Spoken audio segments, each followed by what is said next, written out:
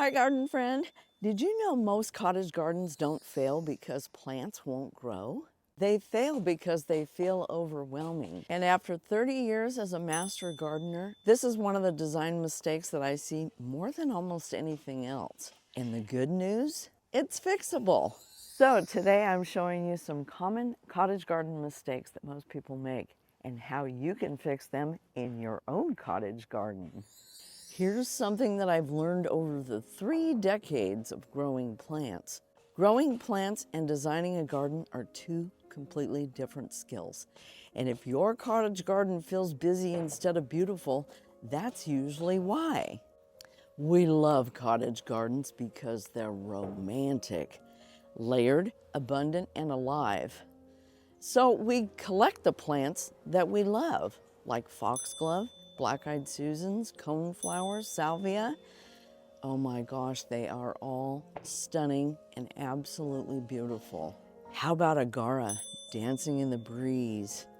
Pincushion flowers tucked in, Lenten roses in the wintertime, peonies blooming big and bold. I just love it. It's beautiful. But then something happens. Everything starts to compete. Nothing rests. You know, I once visited a garden filled with absolutely incredible plants, rare varieties, mature blooms, and it was absolutely stunning. But I couldn't really relax there because my eyes never settled. And that's when this became crystal clear to me. Cottage gardens still need balance. Specifically balance between mass and space. So mass is your visual weight. So you might have hollyhocks, foxgloves, roses climbing on an arbor.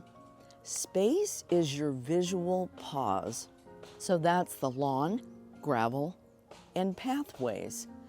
And without that pause, even beauty feels chaotic. But let's get to the garden tip of the day. If you're starting a cottage garden, don't plant in straight rows. The moment you line up all of your plants and flowers, and you do this in a tidy strip, you've actually created formality. So what do you do instead? You stagger these plants and you put them in a drift. Now, here's one way to think about it. Think triangles, think movement, not lines. That one shift alone changes everything. Now, here's the balance. We don't want rigid rows, but we do want some structure. And one of the fastest ways to add structure is defining your bed edges. You know, a crisp edge between lawn and planting actually anchors the entire garden. I reshape my borders a few times each season with a half moon edger. It just gives that clean, intentional line that keeps everything grounded. Now, the first thing that you want to do is soften the soil a little bit by using a sprayer or a hose. So by softening the soil first with using some water, this helps you edge your beds a little easier. Look how much easier that is. I've found this to be the best way to edge your beds is soften the soil first using your hose sprayer. It makes it a lot easier for you to get your tool in the ground, as I'm doing here, and then you create a line, and this is going to make it look so much better.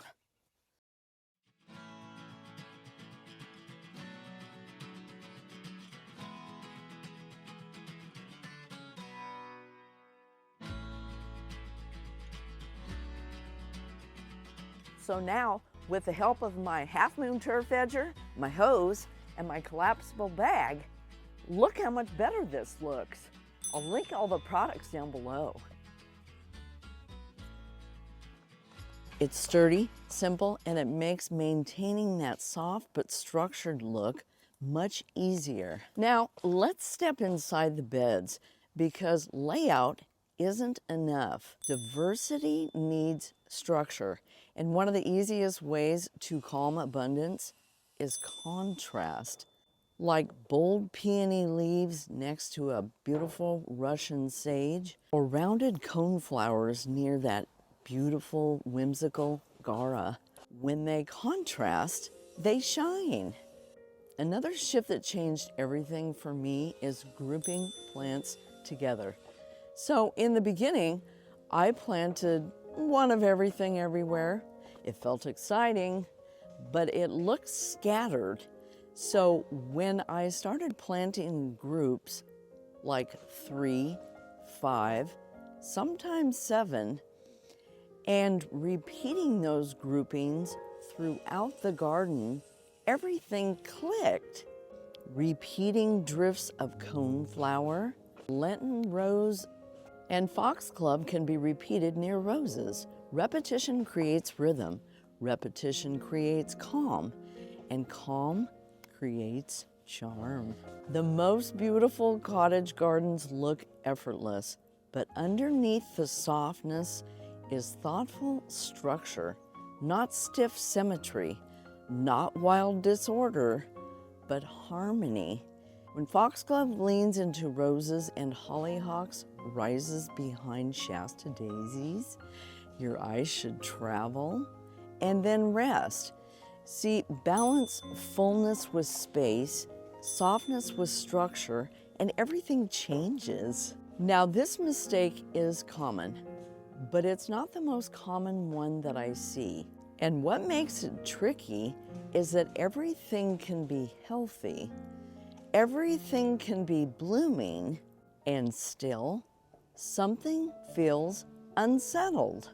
But when you understand balance, when you think about space just as much as plants, everything shifts. Your foxglove feels softer, your roses feel more intentional, and your coneflowers and bee balm feel like part of a rhythm instead of a competition. And suddenly, your garden doesn't just look beautiful. It feels peaceful too. And that's really the goal.